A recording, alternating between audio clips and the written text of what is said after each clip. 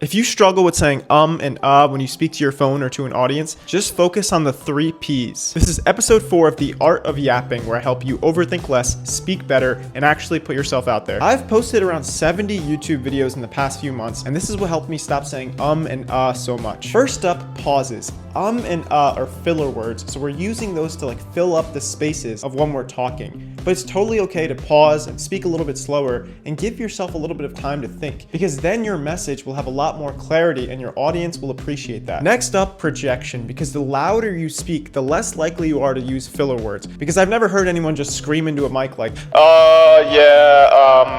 but usually when people use filler words, they're talking really quietly and they don't really know what to say. But the louder you speak, the less likely you are to use those filler words. And obviously don't yell in the mic, but just try and focus on increasing your volume by 20%. One way to do this is to try and speak from your stomach rather than your throat. Because when we're speaking from our throat, then it becomes a lower volume. But when we speak from our stomach, then we're able to project our voice even more. And lastly, practice, because if you haven't spoken to your phone or to an audience much, it's gonna feel unnatural at first, but the more you do it, the easier it gets. Like the first time you brushed your teeth, you probably had to think about how to brush your teeth. But the more you did it, the more it became a habit, the more it became second nature. Same thing with speaking to an audience or speaking to your phone. It becomes easier over time.